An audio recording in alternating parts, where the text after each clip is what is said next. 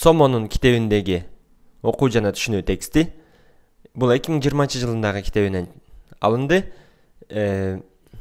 Окуу түшүнүү тексттерин Цомонукун талкуулоонун себеби анткени мен кайра эле айта кетейин, кыргыз тилдүү авторлор жазган чыгарма үзүндүлөрдө көп логикалык жаңылыштыктар бар. Ошондуктан мен айла жоктон Цомонун мындай айтканда уруксатысыз чыгарганы мажбур болуп атам. Эми алардан уруксат алыш канчалык мезгилди талап кылат билбейм. Ошондуктан мен муну биздин акылуу курстардын ичине киргизген жокмун. Биздин окуп түшүнүү курсубуз бар. Ал жакта жалаң гана өзүбүз даярдаган материалдар, бекер булактардан, ачык булактардан колдонуп өткөн чыныгы эсейт сынактарынын тексттеринен даярдалган. Бул жерде мен Цомонукун колдонуп ачыкка чыгарып атам. Балким бир аз туура эместир, бирок Цомонун китептериндеги эле маалыматтар.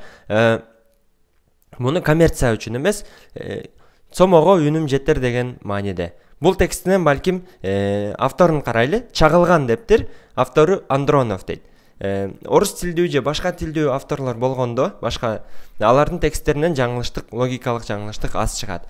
Бирок кыргыз тилдүү текст болгондо автору биздин баягыга жараша түзүлгөндө сүйлөмдөрдүн ичинде бири-бирине байланыш жок, тема менен тексттин байланышы жок, абзацтарда белгилүү бир ой жок, киришүү жок, жыйынтыктоо жок дегендей ошондой болот. Ошондуктан балким Цомо муну көрсө эске алат. Өзгөчө мисалы Усубалиев менен Олжобай Шакирдин бир нерсе Усубалиев жазуучу акын, аны менен Олжобай Шакирдин маеги жөнүндөгү үзүндү мисалы. Дагы бир канча үзүндүлөр бар. Ал жакта Токтогул жана Саякбай жөнүндөгү үзүндүдө, дагы башка үзүндүлөрдө логикалык жаңылыштыктар көп. Балким Цомо ошолорду көрүп, майны буруп тексттерди жакшыраак жазып баштаар. Эми бияктан иштеп баштайлы. Биринчи Андронов дейт. Демек, дароо эле чагылган темасы. Темасы чагылган болсо эле дароо айта алабыз. Эмне деп көпчүлүк учурда темасы чагылган, демек муну кыргыз автор жазган эмес деп. Эмнеге? Анткени кыргыз тилдүү авторлордо илимий тексттерди дээрлик жаза албайт. Жалаң гана эмнелер жазылат? Жалаң гана улуттук темалар жазылат. Илимий текстти жазыш үчүн ошол тармакта иштеген адам болуш керексиң. Ошол тармакта көп жылдан бери иштеген, кызыктуу текст жаза алыш үчүн сен эмне болуш керексиң? Ошол тармактын ини жибине чейин жакшы билиш керексиң. Жөн эле интернеттен окуп жазып койсоң, туура белгилүү бир деңгээлде жакшы эле маалымат болот, бирок эң сонун идеалдуу маалымат, жакшы бир ой, жаңы бир көз караштарды сунушташ үчүн чагылган тармагында Андронов эксперт болуш керек. 5 мүнөттө карап туруп чагылган жөнүндө текст түзүп койсо, ар жерден окуп туруп, анда анын тексти анчалык кызыктуу болбой калат. Эми баштайлы. Дээрлик 2,5 кылым мурун атактуу америкалык окумуштуу жана коомдук ишмер Бенджамин Франклинби? Чагылган бул электр разряды экенин аныктаган. Же мен Франклин Рузвельт менен алмаштырып атамбы? Бенджамин Франклин деген да тааныштай угулуп атат. Чагылган бул электр разряды экенин аныктаган дейт. Бирок ушул күнгө чейин чагылганда катылган сырлардын баарын ачуу мүмкүн болбой келет. Бул киришүү абзацы болду. Демек биз эмнени күтөт экенбиз? Бул тексттен чагылгандын ушул күнгө чейин чагылганда катылган сырлардын баары ачууга мүмкүн болбой келери жөнүндө текст күтөт экенбиз. Кийинки үзүндүлөр ошондо мунун уландысы да ар бир абзацтар ушул негизги ой жөнүндө бериш керек. Анан мунун корутундусунда дагы ушинтип бир канча варианттар бар, бирок анын сыры толук чечиле элек, түшүнө элекпиз деген жыйынтык менен аякташ керек деп ойлойм. Же жаңы бир идеяны сунуштап аякташы керек. Ушул биринчи абзацта айтылган ойдон алыска кетпеш керек. Ушул жерде бул эң негизги ырастоосу эмне деп атат? Чагылганда катылган сырлардын баарын ачуу мүмкүн болбой келе жатканын эң негизги ой болуп атат. Ошол ой жөнүндө эми тастыкташ керек ар бир жерде. Кара булутту жөнөкөй булут менен эч ким таштырбайт дейт. Анын күңүрт коргошун түсү өтө калыңдыгы менен түшүндүрүлөт. Анын күңүрт коргошун түсү эмне менен? Анын калыңдыгы менен түшүндүрүлөт экен. Кара булуттун ылдыйкы катмары жерден 1 километрден ашык эмес бийиктикте асылып турат. Ал эми үстүңкү катмары болсо 6-7 километр бийиктикке чейин жетиши мүмкүн дейт. Демек кызыктуу экен. Мисалы мен билбейт элем. Кара булут эмне экен? Ылдыйкы катмары 1 километрден ашык эмес бийиктикте жакын эле турат экен. Үстүңкү катмары 6-7 километр бийиктикке экен. Менин билишимче самолеттор 10 километр бийиктиктерде учса керек. Демек кээде же көпчүлүк учурда кара булуттардан үстүрөөк дагы учушу мүмкүн экен. Эми ушул жерден корутунду чыгарсак. Бул кара булуттун ичинде эмнелер болот? 3 километрден өйдө булуттарды түзгөн суунун буусу тоңуп муз кристалдары түрүндө болот дейт. Суунун буусу тоңот экен дагы муз кристалдары түрүндө болот экен. Жылыган жерден жогору көтөрүлгөн аба майда музчаларды кошо көтөрүп чыгат да, алар ылдый түшүп бараткан чоңдору менен улам кагылышат. Бул кара 3 километрден өйдө булуттар түзгөн суунун буусу тоңуп, булуттарды түзгөн суунун буусу тоңуп, муз кристалдары түрүндө болот экен. Жылыган жерден жогору көтөрүлгөн аба майда музчаларды кошо көтөрүп чыгат да, алар ылдый түшүп бараткан чоңдору менен улам кагылышат. Мына кызык. Майда муздар асманга көтөрүлөт экен. Көтөрүлгөн сайын муздак болуп кристалдар чоңоёт. Өйдөдөгү чоңойгондор кайра оор болуп кеткендиктен аба менен көтөрүлбөй ылдый түшүп барат. Анан экөө бири-бири менен жолдо кагылышат дейт. Баса кышында жер азыраак жылыйт жана жылдын бул мезгилинде өйдө көтөрүлгөн күчтүү агымдар пайда болот. Кышында жер азыраак жылыйт жана жылдын бул мезгилинде өйдө көтөрүлгөн күчтүү агымдар пайда болот. Кантип эле? Мисалы, аба жылып, жер жылуу болгондуктан өйдөгө көтөрүлсө, анан кышта жер муздак болсо, өйдө көтөрүлгөн агымдар кантип пайда болот? Түшүнбөй калдым.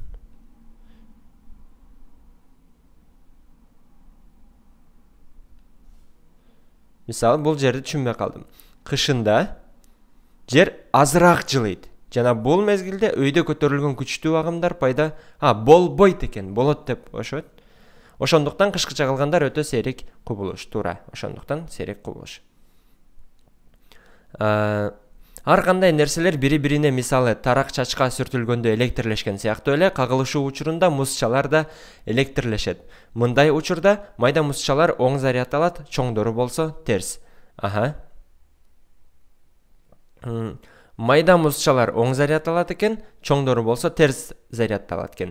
Бири-бири менен кагылышканда. Натыйжада булуттун үстүңкү бөлүгү оң заряд алат, төмөнкүсү болсо терс заряд алат. Туура, анткени ылдыйдан кичинелер майдалар чыгып бараткан, майда музчалар. Алар терс, өйдөдөн түшкөндөр оң. Булуттун бөлүктөрүнүн ортосунда да, булут менен жердин ортосунда да аралыктын ар бир метринде потенциалдардын 100 миңдеген вольттук айырмачылыгы жаралат дейт. Туура. Анткени бул өйдө плюс, ылдый минус, анан ар башка сандардагы музчалар, дагы башка нерселер, кыскасы эмне болот экен? Булуттун бөлүктөрүнүн ортосунда, мисалы, үстүңкү булут менен астыңкы булуттун ортосунда, жер менен булуттун ортосунда электр потенциалы өзгөрөт. Физикадан бул электрдик кубаты өзгөрөт. Айырмачылыктар пайда болот. 100 миңдеген вольттук айырмачылыктар. Булуттун кайсы бир жеринде иондордун ири концентрациясынын пайда болуусу менен чагылгандын өнүгүүсү башталат дейт. Демек, биякта биз химияга кирип кеттик. Мисалы, булуттун кайсы бир жеринде ион деген эмне эле? Атомдордун же молекулалардын зарядталган учуру. Заряд кантип зарядталат? Мисалы, чагылгандын өйдө жагы плюс, ылдый жагы минус болот деп атпайбы булуттардын көбүрөөк. Ошол деген ал жактагы суу молекулалары, башка кычкылтек, азот, дагы башка эмне молекулалар болсун, же атомдор балким, бирок атомдор ал жерде жок. Гелий атомдору бар, бирок алар оңойчулук менен зарядталбайт. Гелий, неон, аргон дегендерчи булар. Газ, бирок булар химия кирип кетпейин, 8-группа, алар зарядталбайт. Демек, алар ионго айланат, зарядталат. Молекулалар зарядтуу болгондо ион деп атайбыз. Же атомдор зарядтуу болгондо ион деп атайбыз. Ошол жерде концентрациясы дейт. Иондордун ири концентрациясы пайда болот. Концентрация деген, мындайга айтканда, саны деп койсок болот да, белгилүү бир көлөмдө жайгашкан саны. Мисалы, бир комнатада 10 адам турса, концентрациясы 10 десек, ошол эле комнатада 100 адам турса, концентрация 100 болот. А бирок 10 эсе көп чоң комнатада 100 адам турса, концентрация бирдей эле болот. Анткени, мисалы, муну мындай салыштырсак болот. Кыргызстандын калкы мисалы 7 миллион деп коелу, башка бир мамлекеттин калкы 70 миллион.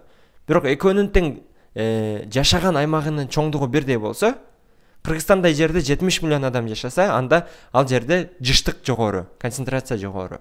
А бирок Кыргызстандан 10 эсе чоң жерде 70 миллион жашаса, концентрация бирдей. Анткени кичине жерде 7 миллион, 10 эсе чоң жерде 70 миллион. Бирдей эле санда концентрацияда болот десек болот. Концентрациясы иондордун жыштыгы көбөйүп,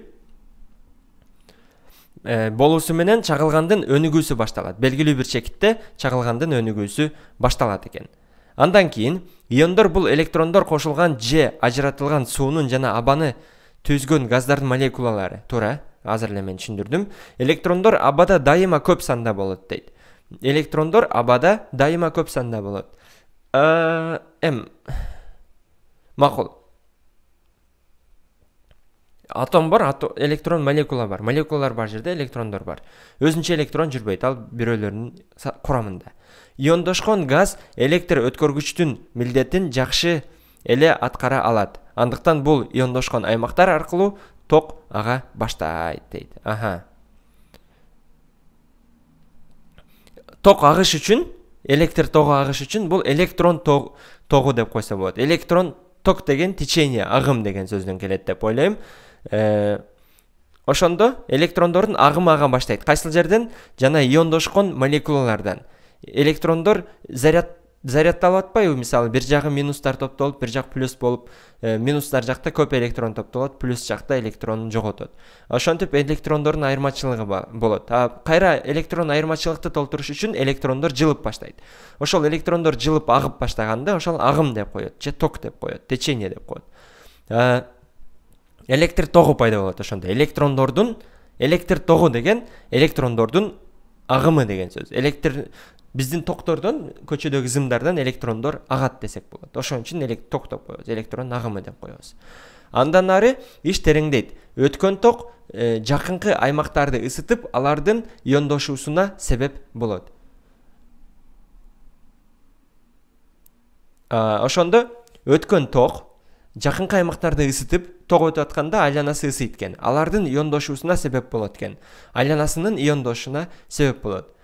Айланасында мисалы электрондор бир жерден агып баштады да, ошол жер жылып баштады. Анын жанында иондошпогон молекулалар, абанын, суунун молекулалары турат. Алар дагы ысып иондошуп баштайт экен. Алардын дагы иондошуусуна себеп болот экен. Анан чагылгандын каналы өтө тез жайылат. Бул каналдын алдыңкы бөлүгү лидер деп аталат экен.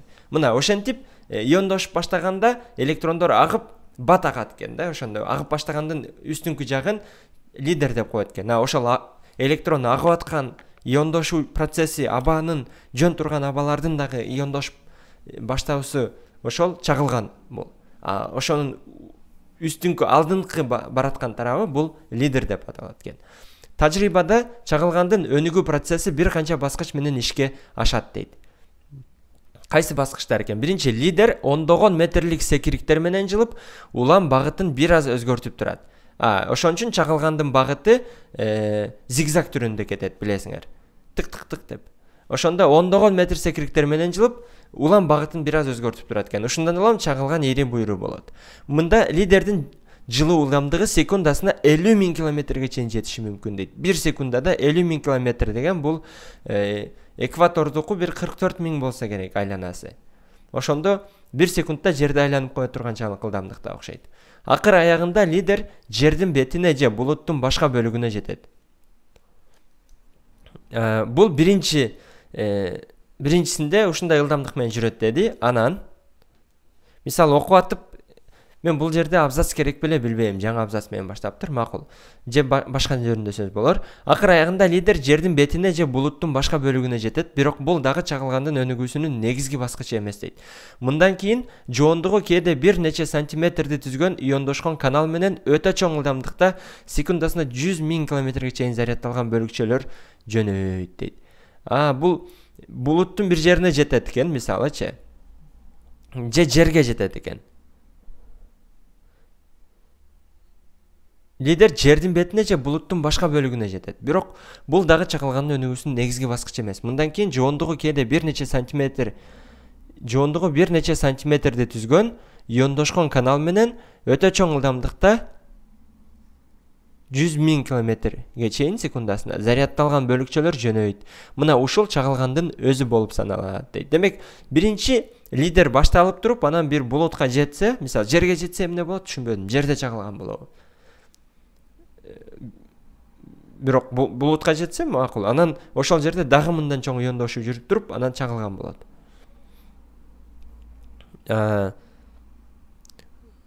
Каналдагы ток жүздөгөн жана миңдеген амперди түзөт. Ал эми каналдын ичиндеги температура болсо 25.000 градуска жетет дейт.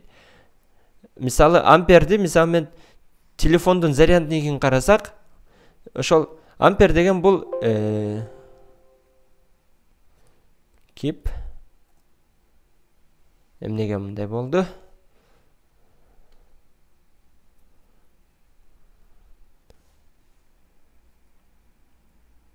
Ампер дегенди билебиз.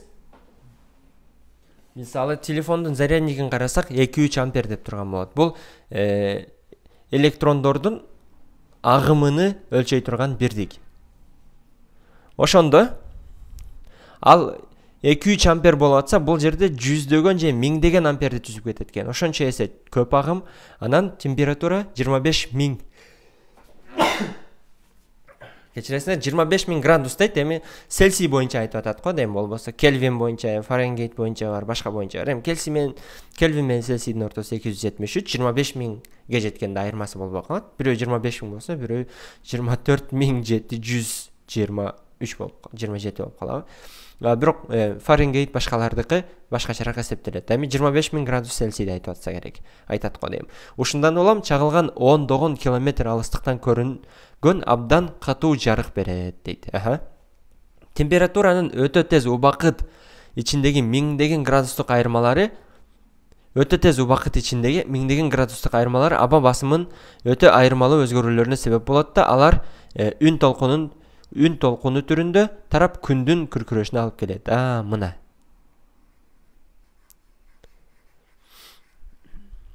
Мисалы температура бир жерде бирдей эле болуп турган, айырмачылыгы аз эле болуп турса, чагылган агымы өткөндөн кийин, электр агымы өткөндөн кийин ошол жерде градус 25.000ге чейин жетип кетти.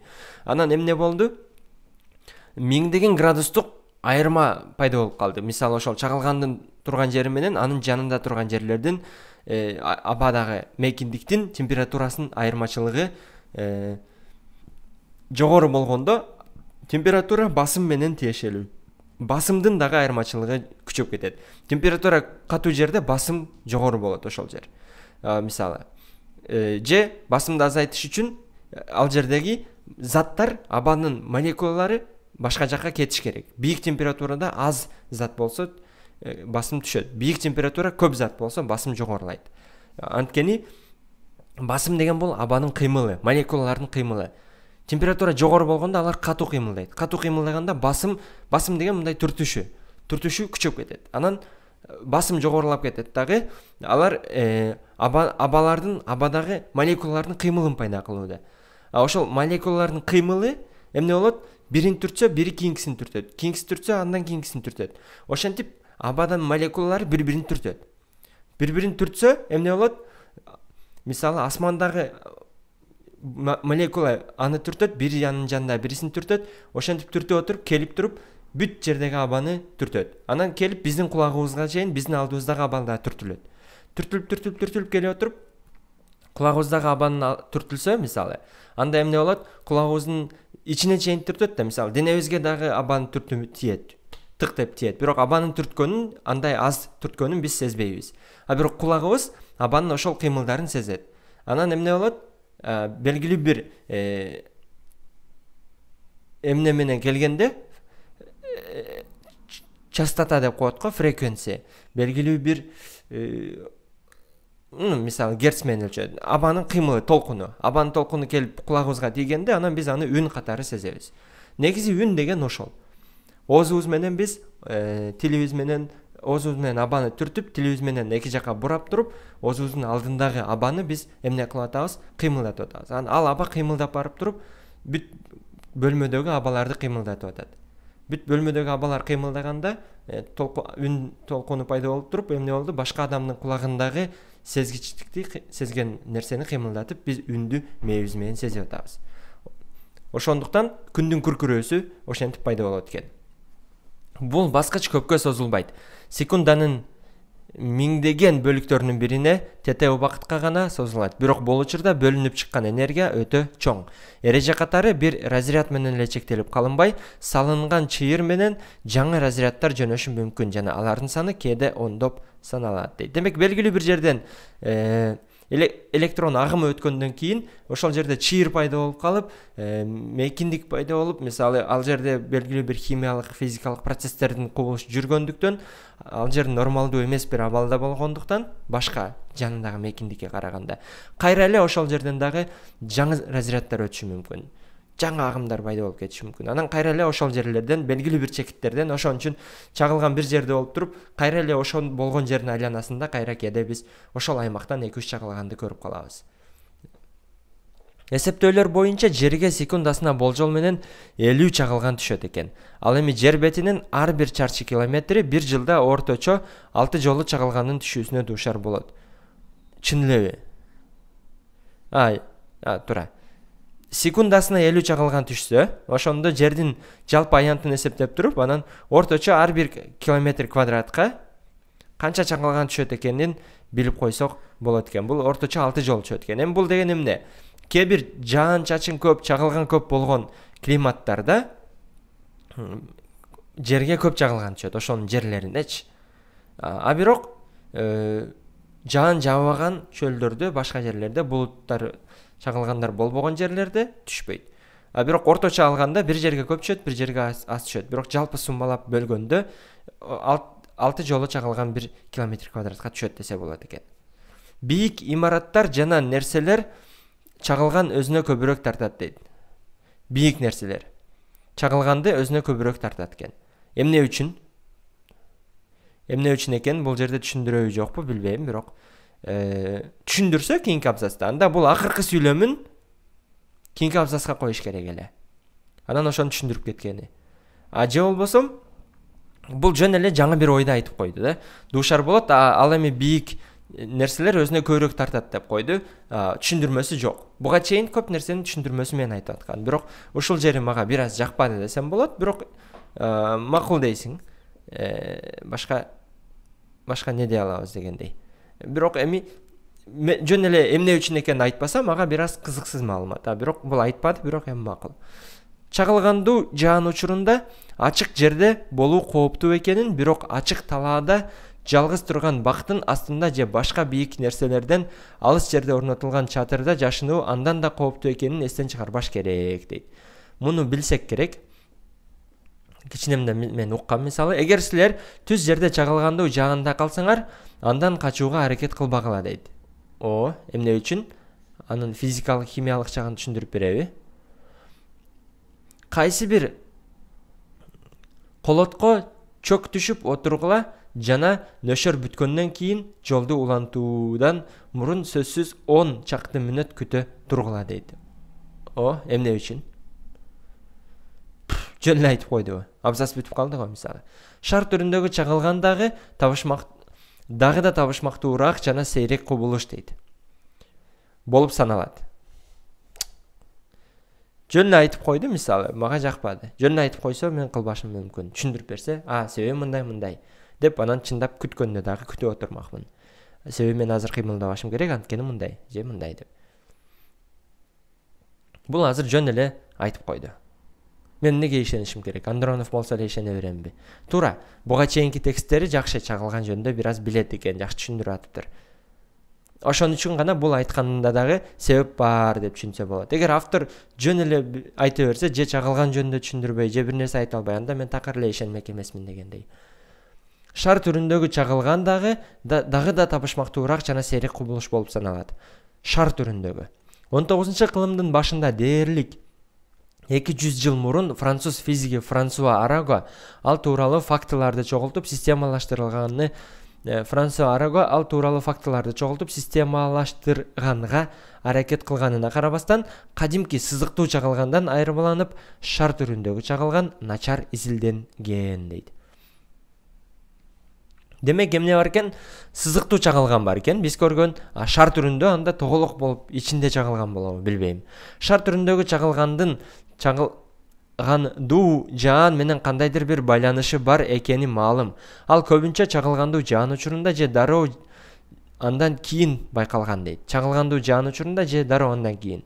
Көпчүлүк учурда ал карама-каршылыктуу өзгөчөлүктөрү бар оттуу шар түрүндө болот. Кандай карама-каршылыктуу өзгөчөлүктөрү бар экен? Таң калыштуу. Эмнеси бар өзүнүн ичинде бири-бирине карама-каршылыктуу келген өзгөчөлүктөрү менен.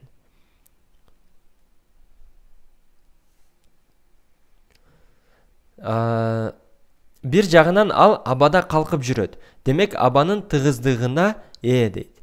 Абада калкып жүрөт, демек абанын тыгыздыгына же макул. Абадан жеңил болсо өйдөгө чыгып кетмек, өтө жеңил болсо. Абадан өтө эле оор болсо жерге түшүп келмек. Бирок абанын тыгыздыгы бүт жерде бирдей эмес да. Ылдыйкы жерлерде жогорураак, өйдөгү жерлерде төмөнүрөөк дегендей менин оюмча. Температура башка нерсеге. Бирок ошол жерде калкып жүрөт, демек ошол жердеги тыгыздык менен бирдей экен. Кайсыл жерде турса. Антпесе эки жакка же түшүп кетиш керек эле, же көтөрүлүп кетиш керек эле. Экинчи жагынан имараттарды талкалоого, ал эмес адамдарды же жаныбарларды өлтүрүүгө жөндөмдүү дейт. Имараттарды талкалоого кантип талкалайт билбейм, бирок сызыктуу чагылгандагы эле адамдарды өлтүрүүгө жөндөмдүү. Имараттарды талкалаганда кантип талкалайт? Билбейм, көп электр разряды келсе күйүп кетиши мүмкүн. Бирок бул кандай кылат экен билбейм. Же жаныбарларды экен. Ал эмес адамдарды же жаныбарларды өлтүрүүгө жөндөмдүү жарылуу менен чачыраган учурлары аз эмес. Бул жарылуу менен чачыраган учурлары бар экен. Окумуштууларды туңгуюкка такаган биринчи суроо ушундан чыгат. Эмне суроо? Мынчалык жеңил дене өз ичине энергиянын мынча көп көлөмүн кантип камтыйт дейт. Туура, бул абада эле жеңил болсо, анан кантип ошончо энергияны камтыйт дейт. Электрондук разряддардын каршылыгы болот да, мисалы, иондордун бир плюс минустары шардын ичинде топтолуп калса, бир жака көп минус, бир жака көп плюстар. Бирок жалпы көлөмү өтө чоң болбосо, ошончо эле молекуланы камтыйт да тыгыздыгы. Демек, анын ичинде аз эле молекуладан кантип чоң энергия болушу мүмкүн? Эгер иондошуу экинчи, үчүнчү даражага өтүп кетсе, менин оюмча, 2-3 бир эле электрон жоготпой, 2-3 адаттагыдан дагы ашыкча көбүрөөк электрон жоготуп, электрондук потенциал айырмалары жогорулап кетсе.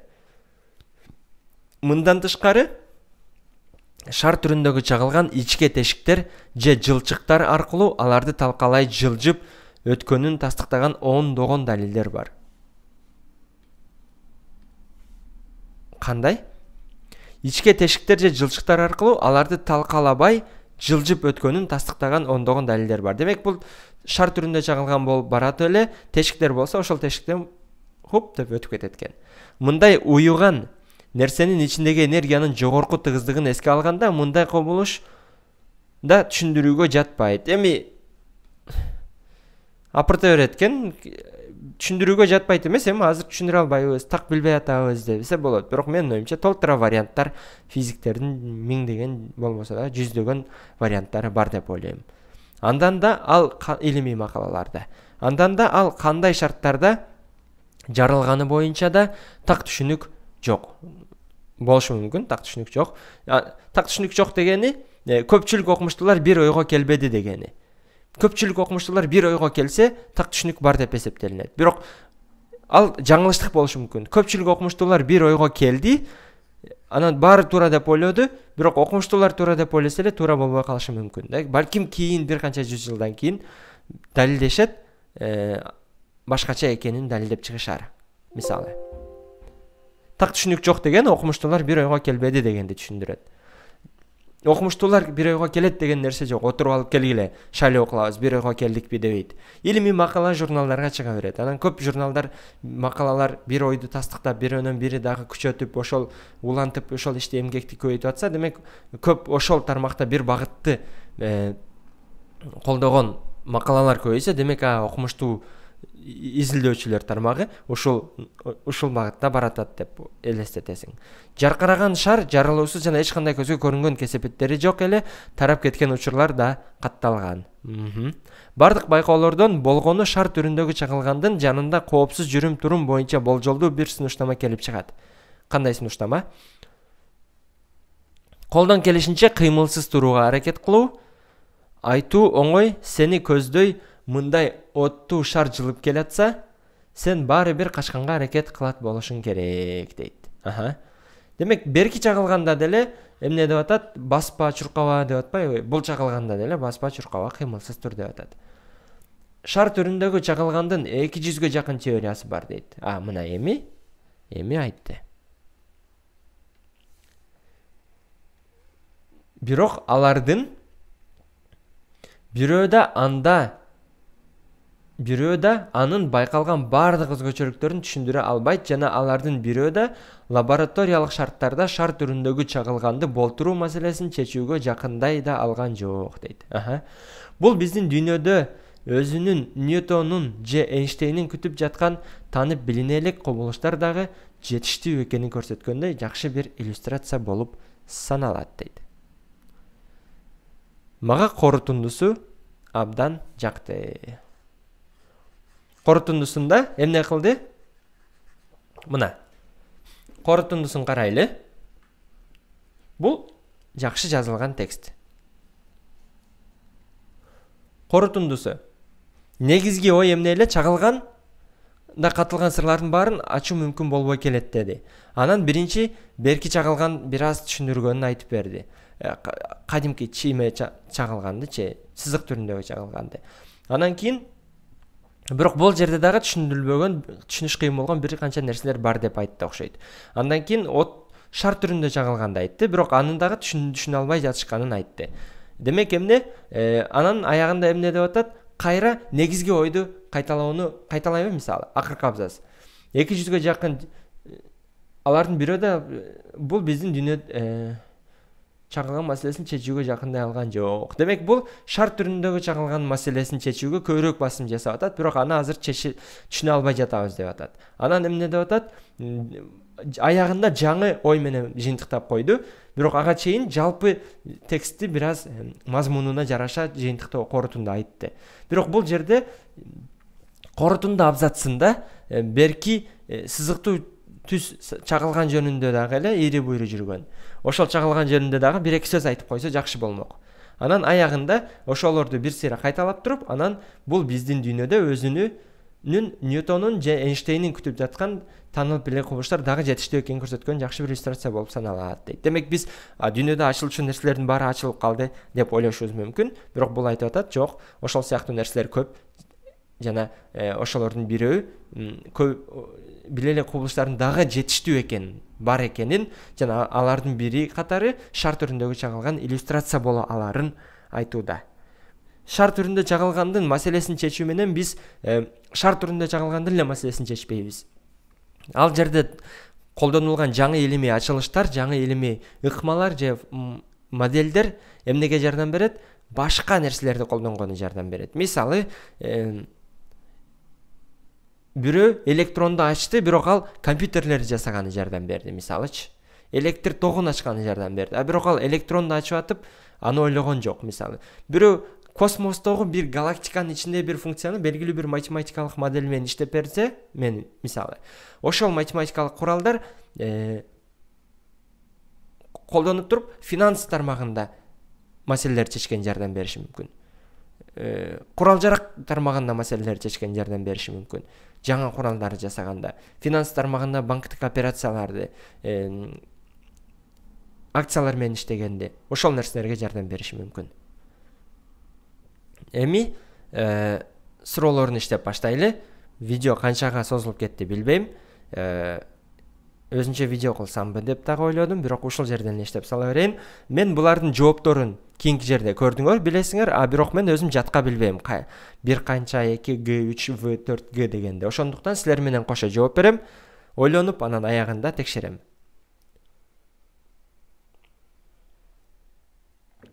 Тура бир эки сыйра көрдүм, мындай өтүп кетип атып көрүп калдым, бирок жаттаган жокмун жана жаттаган аракет кылбадым.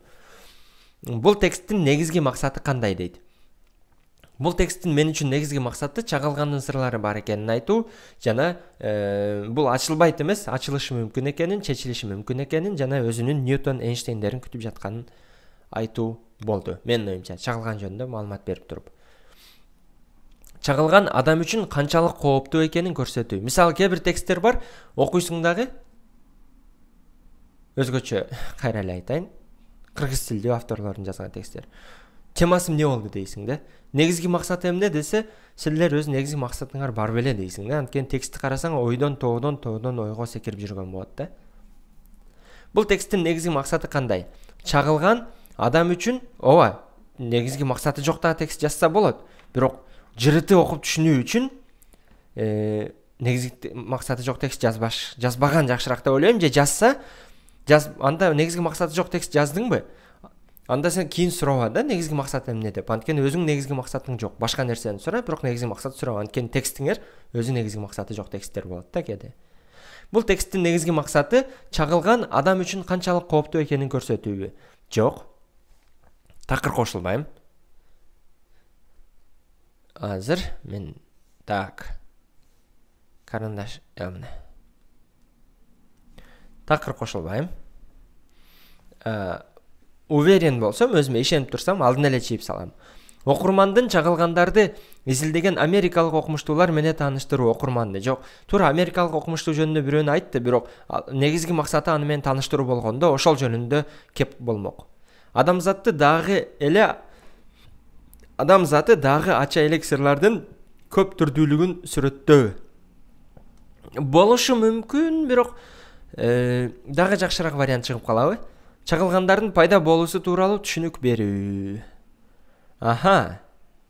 Мына ушул жерде эми суроо пайда болот экен. Тексттин негизги максаты эмне болду көрөлүчү. Ушул күнгө чейин чагылганда катылган сырлардын баарын ачуу мүмкүн болбой келет дейт.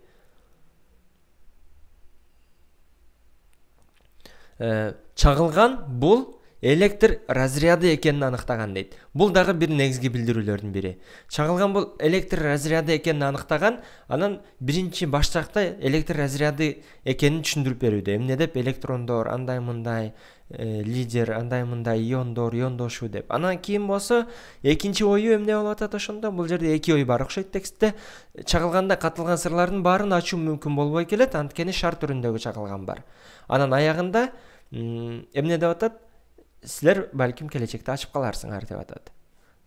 Демек, адамзаты дагы ача элек сырлардын көп түрдүүлүгүн сүрөттөө. Негизги ою адамзаты ача элек сырлардын көп түрдүүлүгүн сүрөттөө болгондо, анда негизги ошого басым жасап айтмак. Мындай көп түрдүүлүгү деп атат. Көп түрдүүлүгү деген, мисалы чагылгандоо шар бар, мисалы деп туруп кара тешик бар, мисалы бул бар деп туруп, ошолордун ар түрдүүлөрүн айтса, анан мисалы ооба, көп түрдүү нерсе бар экен десек болмок. Туура бул ачылбаган сыр жөнүндө айтууда, бирок бир эле сыр бар, бирок негизи башка сырлар бар деп атат, жетиштүү деп атат. Бирок басымды ага жасаган жок деп ойлойм. Менин оюмча, негизинен чагылгандын пайда болуусуна тууралуу түшүнүк берүү көбүрөөк негизги максаты болду окшойт. Ошондуктан мен буга 60% берем, буга болсо 40% берем дагы. Ошентип туруп мен G-ны белгилейм.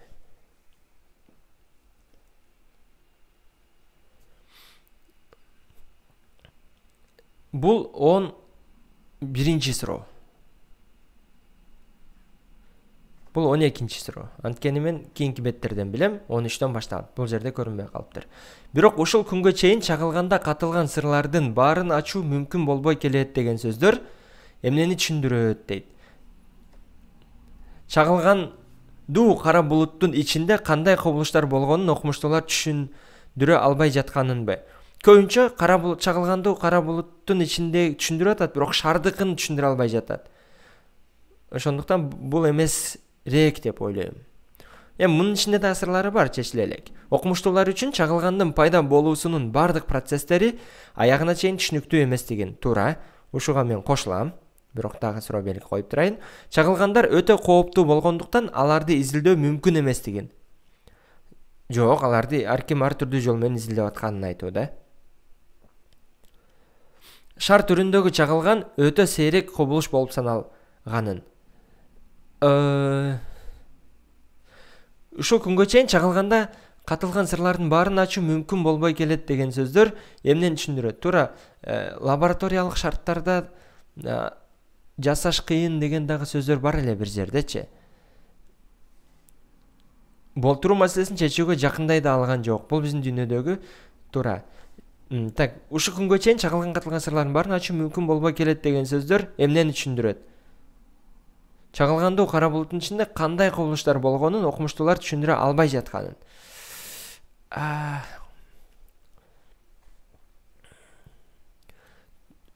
Негизи шар түрүндөгү чагылган өтө сейрек, негизи сейрек болушу мүмкүн, бирок ошонун канчалык сейрек экенин айтуудабы?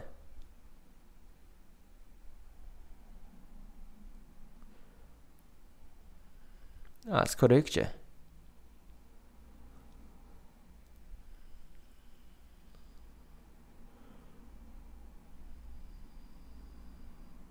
Сейрек кубулуш болуп саналат дейт. Мына. Шар түрүндөгү чагылган дагы да табышмактуураак жана сейрек. Бул биринчинин табышмагы бар деп атат демек. Түз чагылгандын дагы ири буйра, бирок шар түрүндөгү андан дагы да табышмактуураак жана сейрек кубулуш экен. Ушул күнгө чейин чагылганда катылган сырлардын баарын ачуу мүмкүн болбой келет деген сөздөр эмнени түшүндүрөт? Чагылгандын ачыла элек сырлары бар дегенди түшүндүрөт. Түшүндүрө албай жатканын эмес да. Кара булуттун ичинде кандай кубулуштар болгонун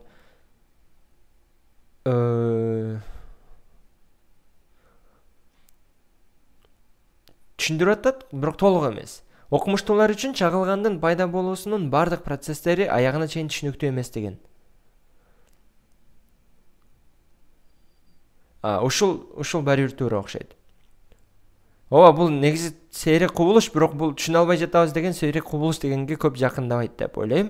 Ошондуктан негизи эң эле плюс койгонум бул болду. Анткени окумуштуулар үчүн чагылган пайда болуусунун бардык процесстери аягына чейин түшүнүктүү эместигин. Туура, белгилүү бир деңгээлде түшүнүктүү экен, бирок аягына чейин бардык процесстер түшүнүктүү эмес экен. Мисалы, деп туруп, кээ бир нерселерди түшүнө албай жатыптыр деген маанини берет. 13-чү суроо. Мен буга канча пайыз кепилдик бермекмин? Канча пайыз туура деп ойлойм, таптым деп ойлойм. 80 бергим келип атат, бирок 60-80 берейин. Чагылгандын өнүгүүсү эмнеден башталат дейт? Лидер жердин бетине жетет. Анын өнүгүүсү иондошкон канал менен заряддалган бөлүкчөлөр жөнөйт. Булуттун кайсы бир жеринде иондордун ири концентрациясы пайда болот. Өткөн ток жакынкы аймактарды ысытып, алардын иондошуусуна себеп болот. Буларды иреттесек болот экен. Биринчи эмне болот? Булуттун кайсы бир жеринде иондордун ири концентрациясы пайда болот деп ойлойм. Биринчи. Ансыз деле сап боюнча биринчи келүүдө. Андан кийин эмне болот? Иондошкон канал менен заряддалган бөлүкчөлөр жөнөйт. Өткөн ток жакынкы аймактарды ысытып, алардын иондошуусуна себеп болот.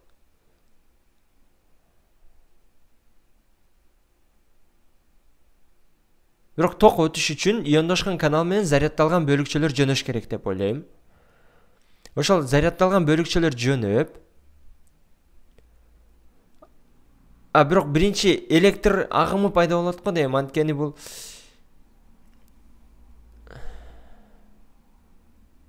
сап боюнча карай турчу болсок 38-45, 48-52 бул экинчи болуш керек экен. 62-65 үчүнчү болуш керек экен. Анан бул төртүнчү болуш керек экен. Эгер сап боюнча болсо. Бирок эмнеси болсо дагы биринчи баары бир азыр мен барып карап чыкканы убакыт кетиргим келбей атат. Балким ката иштеген болсом карап көрөбүз. Менин оюмча булуттун кайсы бир жеринде иондордун концентрациясы пайда болот биринчи. Ошол пайда болгон концентрациядан анан эки жакта электр потенциалынын потенциалынын күчүнүн айырмачылыктары пайда болот. Анан ошол айырмачылыктардан электрондор жылып баштайт. Электрондор жылып баштап канал пайда болот. Ошол каналдан иондор менен кошуп, иондор жылып, электрон жылат деген, иондор жылат деген эми кыскасы ушундай болуп туруп, анан лидер пайда болот. Менин оюмча, анан булуттун бир жерине жетип, анан дагы чоңураак канал болуп, дагы ылдамдашат. 13 В. 14.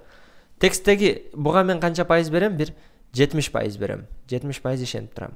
Тексттеги маалымат боюнча чагылгандын өнүгүүсүнүн негизги баскычы эмнеден турат?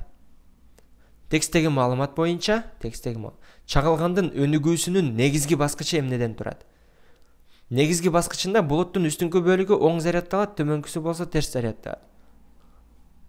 Негизги баскычында жанагы өткөн ток жакынкы аймактарды ысытып, алардын иондошуусуна себеп болот, чагылгандын каналы өтө тез жайылат. Иондошкон аймактар аркылуу бул негизги баскыч эмес, иондошкон аймактар аркылуу ток ага баштайт. Иондошкон канал менен өтө чоң ылдамдыкта секундасына 100.000 км чейин заряддалган бөлүкчөлөр жөнөйт. Мен текст эсимде, жана убакытты кетирбей бир аз батыраак иштеген аракет кылып көрөйүн.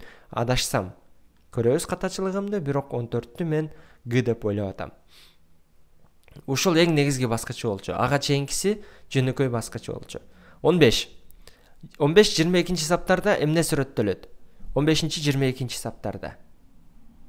Көрөлү.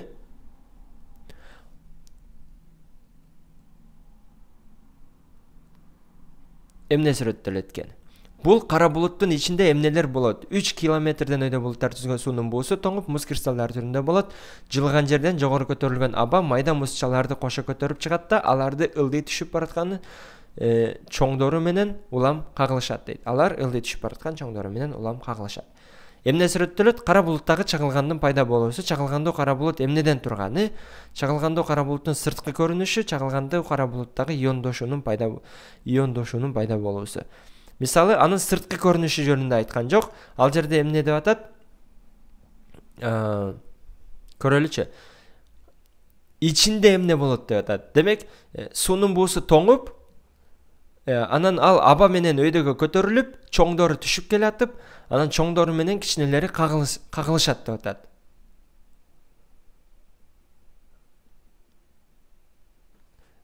Ошол жөнүндө эле түшүндүрүп атат. Ошол кагылышат. Демек, чагылгандуу кара булут туура бул чагылгандын пайда болуусу жөнүндө сөз, бирок ал жерде эмне? Чагылгандуу кара булуттун эмнелерден турганы жөнүндө. Иондошуу жөнүндө кеп болот, ушулардан башталат. Бирок бул жерде текст жакшы текст экен негизи. Анткени суроо дагы турат. Мисалы, бул кара булуттун ичинде эмнелер болот деп туруп, анын ичинде эмне болгонун түшүндүрүп берүүдө. Суроодо дагы эмне сүрөттөлөт деп атат? Чагылгандуу кара булуттун эмнеден турганы, анын ичин сүрөттөп атат. Менин оюмча. Ошондуктан мен буга дагы бир 75% кепилдик менен көбүрөөк убакыт кетирсем, дагы жакшыраак жооп бермекмин, балким, бирок 75% ишенип турам. Б деп. 16-чы суроо. Эмне үчүн кышында чагылгандуу жаандар сейрек болот дейт. Бул эсимде калган, анткени жердин жылуулугу төмөн болуп, майда музчалар аба менен көтөрүлүш керек, жылуу аба менен. Бирок жер жылуу эмес болгондуктан жылуу аба аз болот, ошондуктан. Жоон калыңдыктагы булуттун пайда болушу үчүн буу жетишсиз. Туурадай. Атмосферанын үстүңкү катмарында аба өтө муздак болушу мүмкүн, бирок астыңкысы көбүрөөк биякта функция ойнойт. Көлөмү боюнча айырмалуу музчалар пайда болбойт. Болушу мүмкүн, бирок музчалардын пайда болуп болбоосу эмес, жерден өйдө көтөрүлгөн күчтүү агымдар пайда болбоору жөнүндө болууда. Буу жетишсиз дегенде астынан чыккан, өйдөгө чыккан буулар жетишсиз. Жерден өйдө көтөрүлгөн күчтүү агымдар пайда болбойт. Ошондуктан туура бул экөө бири-бирине маанилик жактан жакын, бирок жерден көтөрүлгөн күчтүү агымдар пайда болбойт экен. Агымдар баары бир бар дайымачы, жетишсиз. Бирок бул жерде пайда болбойт деп коюптур да. Күчтүү агымдар пайда болбойт. Ооба, күчсүздөрү пайда болушу мүмкүн азыраак. Текстте ушул жөнүндө дагы айтат, бирок дагы бир сыйра карап койсок дагы болот. Мисалы эмне дейт? Жер азыраак жылыйт жана жылдын бул мезгилинде өйдө көтөрүлгөн күчтүү агымдар пайда болбойт. Тексттен прямой алынган окшойт. Буга мен буга 30% берсем A'сына, буга 70% берем. Эмне үчүн? Кийин жоопту текшергенде Г болбой калса, А дебей, Г эмес А болуп калса, ойлойсуң, жок дегенде бир аз жакындапмын депчи. Тексттеги маалыматка ылайык, француз физиги Аргонун салымы эмнеде дейт. Арго баягы болсо керек, шар түрүндөгү чагылганды изилдеп баштаган болсо керек. Ал тууралуу фактыларды чогултуп, системалаштырганга аракет кылганына карабастан, шар түрүндөгү чагылган начар изилденген дейт. Франсуа Араго ал тууралуу фактыларды чогултуп, системалаштырганга аракет кылган. Фактыларды чогултуп, системалаштырганга аракет кылыптыр. Демек бул эмне кылыптыр? Чирнебегибизге жазып алсак болот. Фактыларды чогултуп баштаптыр. Анан кийин бир системалаштырып баштаптыр. Системага ылайыктап. Ал чагылгандуу кара булуттун ишке ашкан физикалык процесстерди сүрөттөп берген. Ал шар түрүндөгү чагылгандын пайда болуу механизмин чечмелеп берген.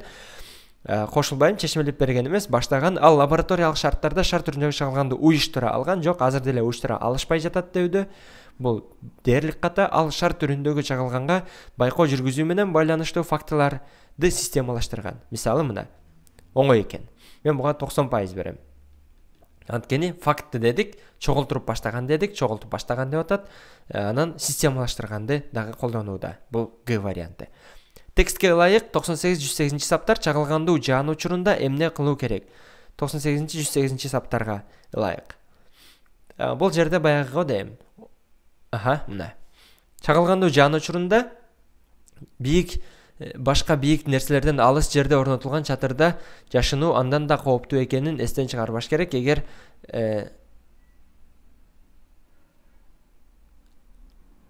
бийик нерселер жок талаада, мисалы, чатырда отуруу же ал жакта чуркоо дагы качууга дагы аракет кылбагыла деп атат. Нөшөр бүткөндөн кийин 10 мүнөтчө күтүп, анан кийин жылгыла дейт. Чагылгандуу жаан учурунда эмне кылуу керек? Колотко чок түшүп отуруу керек. Туура, жалгыз турган бактын астына жашынуу кооптуу. Анткени жалгыз турган бак, жалгыз турган бийиктик болсо, ошол жерге чагылган түшүү ыктымалдуулугу жогору. Качып кетүүгө аракет кылуу, кылбагыла деүүдө. Кыймылсыз туруу. Кыймылсыз тургандан көрө чок түшүп отуруу жөнүндө көбүрөөк коопсузураак. 18 А. Мен буга дагы бир 90% кепилдик берем. Өзүм ишенип турам.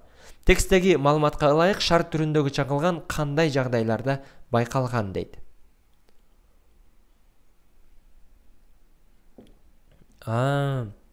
Бул чагылгандуу жаан учурунда же андан кийин дегенге көбүрөөк кошулам. Сейрек кышкы чагылгандуу жаан учурунда эмес, аба абдан иондошкон учурда эмес.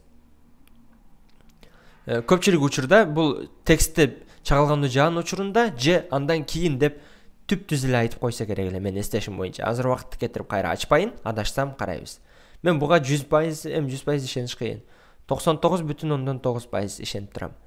Шар түрүндөгү чагылгандын карама-каршылыктуу өзгөчөлүктөрүнүн далили кайсы саптарда дейт. Анын карама-каршылыктуу өзгөчөлүктөрү деп туруп, туура, эмнеси карама-каршылыктуу экен деп ойлодук эле. Көрөлүчү? Карама-каршылыктуу өзгөчөлүктөрү бар оттуу шар түрүндө болот дейт. Эмне мисалы?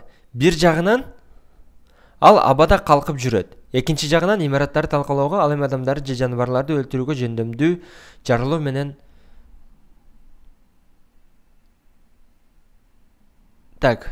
мына. ушул жерде экен да. 124 130-дарда.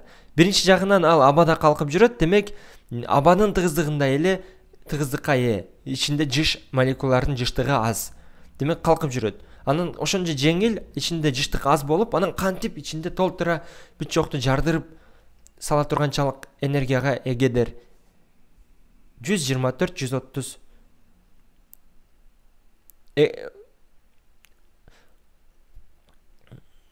кайсы саптарда берилген? Мен ойлогон саптар бул жерде жок экен. Анан көрөйүнчү, 130дан баштап дагы окумуштуулар туңгуюкка таккан биринчи суроо ушундан чыгат. Мынчалык жеңил дене өз ичине энергиянын мынча көп көлөмүн кантип камтыйт? Мындан тесттер же жылыштар аркылуу алар талкалабай жылышып өткөн тастыктаган ошондогон далилдер бар. Мындан уйган нерселердин ичиндеги энергиянын жогорку тыгыздыгын эске алганда мындай кубулуш да түшүндүрүүгө жатпайт. Андан да ал кандай шарттарда жаралган боюнча да так түшүнүк жок. Демек, кантип жарылганы жөнүндө да түшүнүк жок. Анан мен бул жерден корутунду чыгарып койдум да, бирок бул жерде ошону тереңирээк айтат экен. Мынчалык жеңил нерсе өзүнүн ичине кантип мынча көп энергияны камтыйт дейт. Демек, мына 130дан башталып,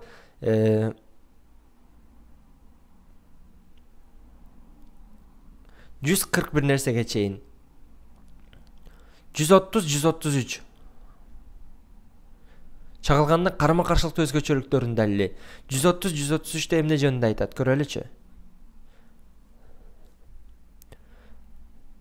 Мынчалык жеңил дене өз ичине энергиялык мынча көп көлөмүн кантип камтыйт? Ошол карама-каршылыкпа дейм. Анда.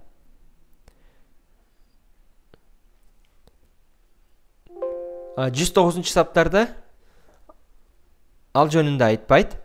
140 саптарда эмне жөнүндө айтат экен, көрөлүчү. Андан да ал кандай шарттарда жаралганы боюнча да так түшүнүк жок. Эч кандай көзгө көрүнгөн кесиптер жок эле, тарап кеткен учурлары да катталган дейт. 153 сапта эмне жөнүндө айтат экен. 200ге жакын теориясы бар, бирок алардын бирөө да анын байкалган бардык өзгөчөлүгүн түшүндүрө албайт. Түшүндүрө албаганы анын карама-каршылыктуу өзгөчөлүгү жөнүндө эмес. Анын кээде жарылбай жок болуп кеткени ошончо энергиянын туура бир аз түшүнүксүз, бирок карама-каршылыктуу эмес да. 130 133 карама-каршылыктуу, анткени жеңил, бирок тыгыздыгы төмөн, бирок ичинде толтура энергия камтылган. Эми бул көп деле физиканы түшүнсөң бир аз анча деле карама-каршылык эмес, мен айттым го.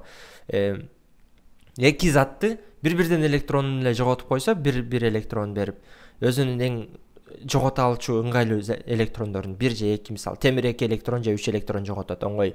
Бирок темирден 4 электрон чыгарыш кыйын. Бирок мисалы натрийден бирөөнү чыгарыш оңой, экөөнү чыгарыш кыйын. Кээ бирлерден ошондой да. Ошол чыгарышы оңойдон кийинки даражаны чыгарып салсаң, массасы бирдей эле турат, ошол бойдон эле турат, бирок ошол эле заттар, бирок ашыкчасын чыгарып айырмачылыкты чоңоюп салсаң, ошондо жарылуу чоң болот. Мисалы атомдук бомба. Көлөмү кичине, бирок Хиросима, Нагасакини жардырып салды. Канча миң, 100 миң, 200 миң деген адамды бир заматта өлтүрдү, мисалы да, же белгилүү бир убакыттын ичинде. Канча кесепети болду артынан. Демек, эмне энергия эмнеге байланыштуу эмес да. Массасы чоң болсо көп жарылууга дуушар болбойт. Мисалы, мындай кичине көлөмдөгү атомдук бомба, атомдук суутектик дагы башка бомба миңдеген тонна кадимки согушта колдонуучу бомбалардын күчүнчөлүк жардырууну пайда кылат да. Миңдеген тонна, жаш миллиондогон тонна. Демек, ичинде сакталган энергия анын немесине байланыштуу эмес, анын массасына байланыштуу эмес. Алардын ичиндеги электрондордун көбүн чыгарып салсаң, нейтрондордун дагы башка субатомдук бөлүкчөлөрдү бири-биринен айырмалап салсаң, энергиялык айырмачылык ошондой чоң болот, кайра алар бириккенде чоң жарылуу пайда болот. Ошондуктан негизи бул Б деп ойлоп атам, Асы да жөн эле чагылганга киришүү болот. Эми бул автордун ою боюнча жеңил, тыгыздыгы төмөн, бирок ичинде көп энергия болуу деген бул карама-каршылык экен. Менин оюмча бул такыр карама-каршылык эмес, бирок текст ошентип айтып атат, эми макулдап коебуз. Эми жашыл ручканы алып туруп текшерейин. 11G 12B дейт.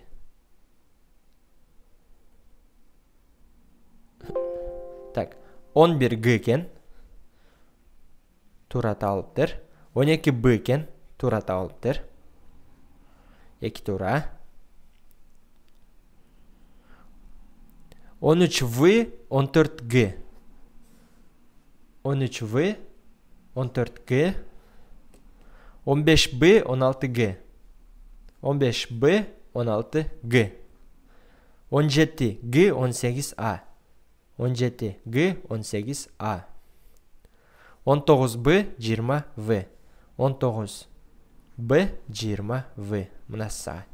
10 суроодон 10 туура. Текст анткени өзүмө жакты. Бул жакта илимий текст болгон үчүн мен өзүм химияны окуганым үчүн жана мага текст кызыктуу болгондугу үчүн текст дагы жакшы жазылган. Белгилүү бир деңгээлде кирешүүсү бар, корутундусу бар, ортосундагы абзацтар бири-бирин колдойт. Анан текстте суроолорунда оңоюраак суроолор келген. Эмне үчүн? Текстте тикелей берилген нерселерди дагы сураган. Так ушундай илимдер жөнүндөгү тексттерге келгенде талаштуу маселелер азыраак болот.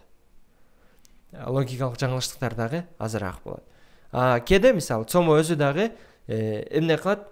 Тексти супсак болуп калган учурда супсак суроолор, талаштуу суроолор, эки сөз бири-бирине жакын маанидеги суроолор ошентип адамды кыйнайт. Анан кээде өзүнүн түшүндүрмөсү дагы ката болот. Ал жөнүндөгү ошондой тексттерди дагы иштеген аракет кылам. Вактым болсо видео кылып чыгарган аракет кылам. Азыр бул 1 саат болуп кеттиби, канча болуп кетти түшүнбөдүм.